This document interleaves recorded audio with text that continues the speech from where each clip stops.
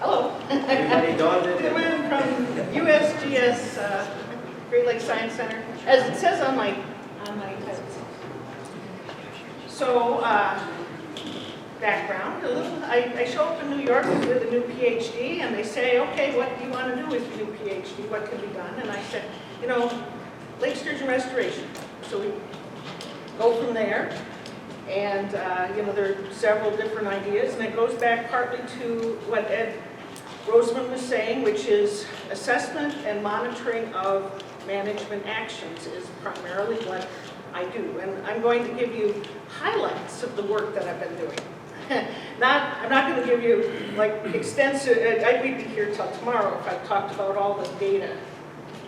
So, Genesee River. So we chose the Genesee River because there are several reasons for choosing the Genesee River for sturgeon management actions. It's a major tributary to Lake Ontario. It's an area of concern. As has been mentioned, area of concerns are been treating lake sturgeon as flagship species for the restoration, for the delisting of DUIs. And just want to mention there, of course, any project on sturgeon is multi-agency, multi-partner, so on. I didn't put people's names, but you all know who you are if you worked on this with me. So, as mentioned for the Maumee, although this started in 1999, if you have a historic sturgeon water, part of what you need to do is say, okay, why? Why is the sturgeon not still there? And in the case of the Genesee, you have a river that runs, you know, that was colonized early by humans, early in the settlement of the United States, as a water source for industry. So not as much as the Niagara, but still major industries came in. They, of course, polluted the heck out of it and did all sorts of things that they shouldn't. And then, of course, one of the founding conservationists, Seth Green, grew up there, and part of why he became a conservationist was netting fish, catching fish in the lower Genesee, and you know, monster sturgeon, monster, you know, catfish, all of those things. Now, when I come on the scene, you still have some pollution or some heavy sediment from agriculture going through into Lake. You can see where the Genesee River water is coming into Lake Ontario. But improved water quality, improved to the point where the Fish and Wildlife, the DEC, and other management agencies said, okay, we have a window of opportunity, let's try management actions in the lower Genesee. What management action did we take? As you probably all are quite aware, I've talked about this before, we stock fish. After doing all the habitat analysis. So I started this in early 4 years of extensive habitat analysis. Habitat indices indicated it was currently, suitable, probably back to being suitable for sturgeon. So then you put them in and see how they do. And the AOC, you can see what the wording from the AOC for delisting of fish habitat BUI. Now I'm just going to jump to the highlights of what happened. I'm not going to run you through all the data, which is extensive size frequency analysis, ages, all sorts of stuff. But we get to 2015 and we're saying, okay, what's the highlight of sturgeon restoration? In that summer, we only caught 7 of the 0304 year class fish. And the big part of that was up until that point, of the 1,900 fish, I've been still catching every year several that I hadn't pit tagged or Floyd tagged or something. So you say, okay, they're up there, and my total was over 800 fish that I've tagged. So you say, okay, we know there's high survivorship. They've been there, they've been using this river. My idea, of course, at this point, as I talked about for years, because this happens in Wisconsin, was that the fish were going to move out into Lake Ontario. They are lake sturgeon after all. They go out to Lake Ontario. And they were all marked fish, so at that point I was thinking, oh, I marked them all, that's it, that's the population. 800, 900 out of the 1,900 are still around. And you can see that they were not really large for that age. And then So they're out in Lake Ontario. That's what the bottom picture is about. It's Lake Ontario from the mouth of the Genesee. Will they return in the spring? So at that point, what we'd seen was a couple of fish coming in the years before that were 12 kilograms, 13 kilograms, but not running right males. So we weren't certain that they were reproductive adults at that point. This year, 2016, we're out there April 29th, and we catch 3 running right males from the stocked cohort. So they're a little older than what's been seen in some systems, 11, 12 years old rather than younger, but fits what Ron Bruck was talking about this morning. So this was our big highlight. We actually, yay, stocked fish are starting to spawn in the Genesee. So then you say, okay, what about and near the spawn, that's the 110-foot falls. That is the top of the area that we're storing for sturgeon. You can see some of the substrate there. It's flat red rocks. It's does have some spaces in it, but we do feel that we need to do a reassessment of the sturgeon spawning habitat there, because there's been a lot learned since about proper spawning habitat or optimal spawning habitat since I did this assessment in 2000. So now we're saying in terms of age of the females, the females will be 17 years old in 2020. We are planning to be there, of course, to see when they show up. The next highlight, and I'm just going to run through this real quick, it was mentioned, not mentioned so much, with GLRI funding this is also related to the AOC. The question always is the level of contaminants in a given fish similar in an AOC versus outside of an AOC? And if it's similar inside and outside, you can say, hey, there's no reason to have this as a beneficial use impairment. So what we did was we used blood. It was innovative using blood because we don't want to kill them. They're an endangered, a threatened species. And we went through all of that, and our main findings for that were that there's no statistical difference in the main contaminants that you might worry about affecting sturgeon or affecting anyone who someday may eat a sturgeon. The only thing we found for the Genesee is in the silver, because it was Kodak. The reason it was a highly impacted system was because Kodak pretty much dumped all of their chemicals into it. The best thing that ever happened to for Genesee sturgeon is Kodak went bankrupt. So no statistical difference in PCBs between the Oswegatchie, which was our controlled system, and the Genesee for age-matched sturgeon. So that, there was a lot of controls that go into doing age-matched sturgeon. So yay, the AOC is using this as one of into their delisting criteria. So it is an experiment. So one of the things that has happened with the New York stocking program is there was a long break in the stocking, but due to genetics concerns, in 2013 we restarted the stocking program for a lot of the waters. So for genetic diversity, so what I did was I pit tagged the heck out of the 2013s so we could, and FOI tagged them so that I could get a really good estimate of survivorship and retention, because for management, it's really important in a lot of management models to say how many sturgeon should you stock into a given water.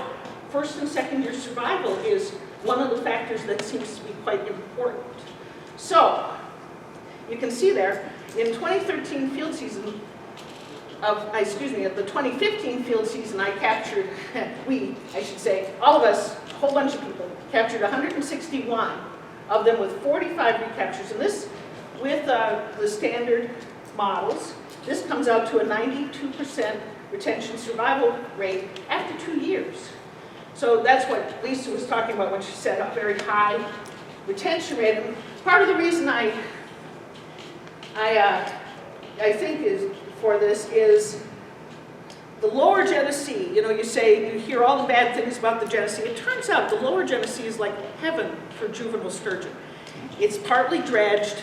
It has high productivity of invertebrates. As one of my technicians said, they belly up to the Cronenman bar and they don't leave.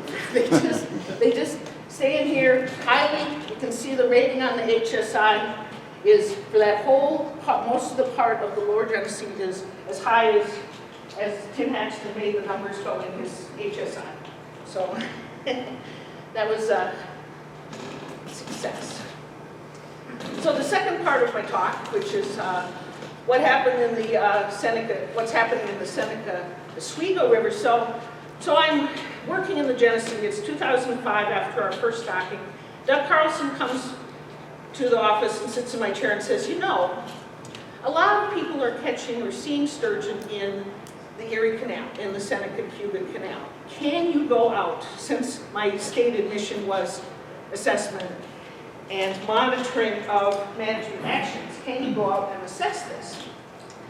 So sturgeon were not stocked into the canal, into the canal system, because, you know, the Erie Canal's reputation is this is a muddy ditch. You know, why would no fish would live here? No, it's just, but it turns out, of course, that the original rivers are still there. So if you're in the original rivers, it's, you know, it's probably fine, except for all the dams and locks. So those were the stocking numbers at the time, before the second wave of stocking for Oneida Lake and Cuba Lake. Randy will tell you how many more got put in after that. But so all of the red dots, so we go out and do a whole bunch of assessment. All of the red dots are where we caught sturgeon in an unexpected spot. So we start up here, Cuba Lake, Lock 1, go all the way down. Here's Cross Lake, which is the wide part of the road here. There's a lot there. There's a lot in Cross Lake. And then you move on. They're caught in Onondaga Lake, and then a couple of the hot spots down in the lower part of the river are Minetto. You can put nets in at Minetto in October, catch 28 sturgeon in 3 nets. So that's where they are, and then right in Phoenix. Hot spots for the sturgeon moving in, colonizing this system. So presence of the sturgeon in the system.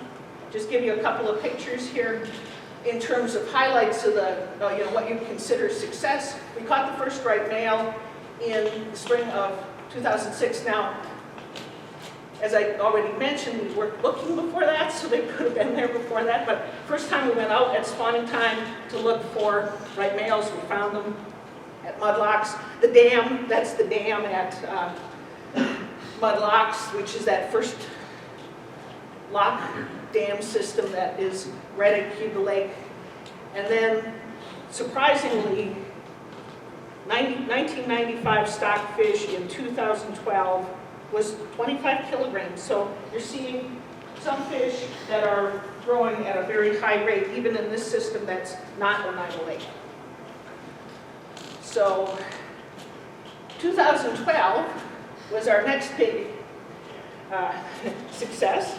We found Tom Perkins and I went out. You can see Tom there with our technician.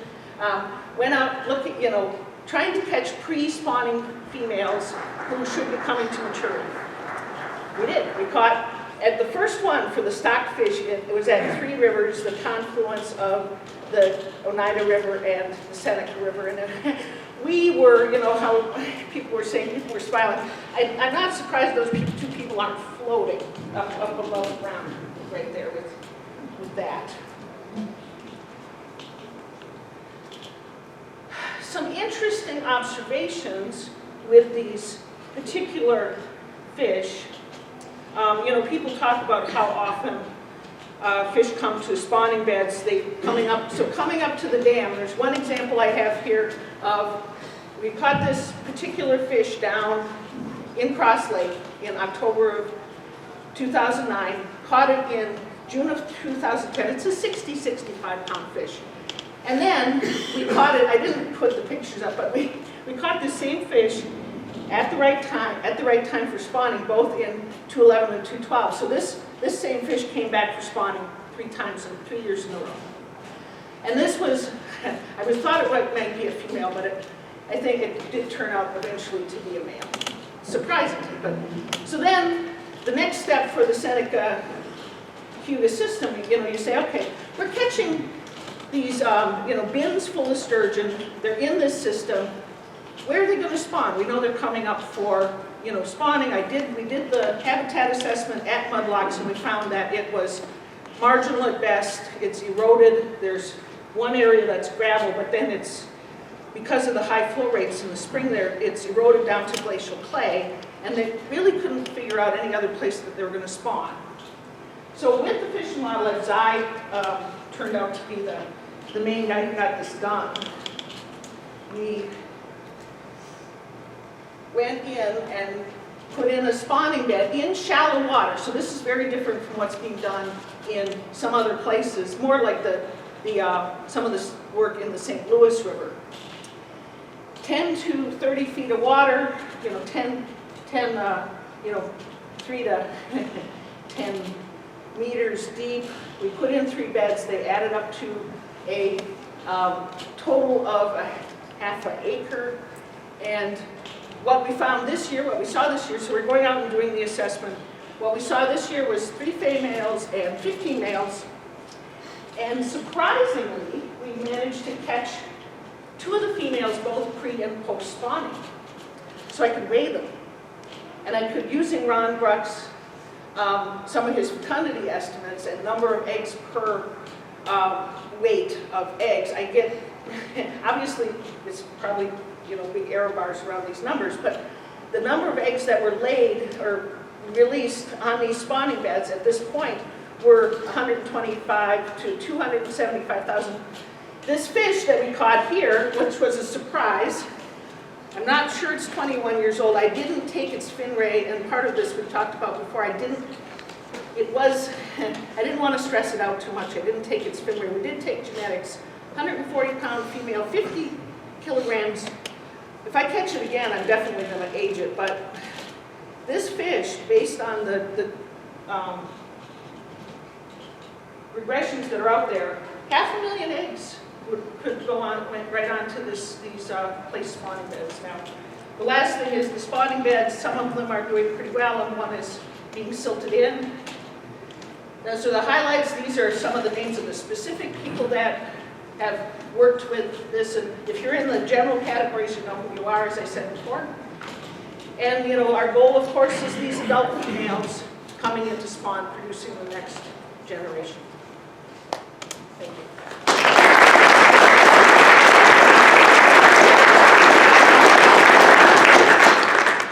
We have 2 minutes for questions. Oh, 2 minutes. I thought I was running out of time. Yes. Dawn, you said you collected genetic samples from Yes. fish? So, They go to Amy Welsh. okay, so has that panned out that these are from the original stocking in 2003, all the fish? She hasn't analyzed that large female yet, but Okay. But everything else was? has been from the original stock. And do you know what the parentage was on that original stocking? I have it written down somewhere. It was not very many females and males. But that's part of the reason we're doing continuing stocking, even though we're starting to get natural reproduction, is to make sure that the genetic components are in the systems. Oh, I did such a good job. Great. Thank you very much.